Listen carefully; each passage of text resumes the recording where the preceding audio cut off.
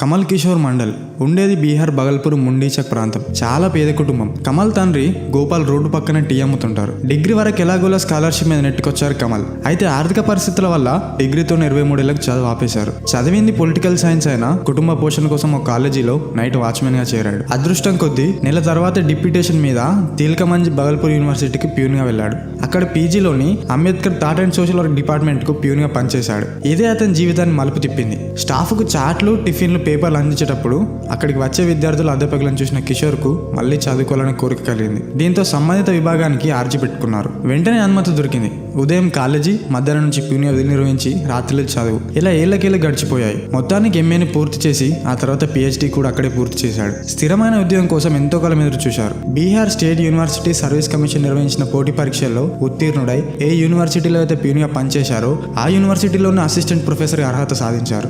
ఏది సాధించాలన్నా ముందు మీపై మీకు నమ్మకం ఉండాలి. మంచి రోజులు రావాలంటే కనిపిస్తున్న చెడు రోజులతో పోరాడాలి. గెలుస్తామనే నమ్మకం లేనివారు, ఓడిపోతామనే అనుమానం ఉన్నవారు ఇప్పటికీ విజయం సాధించలేరు.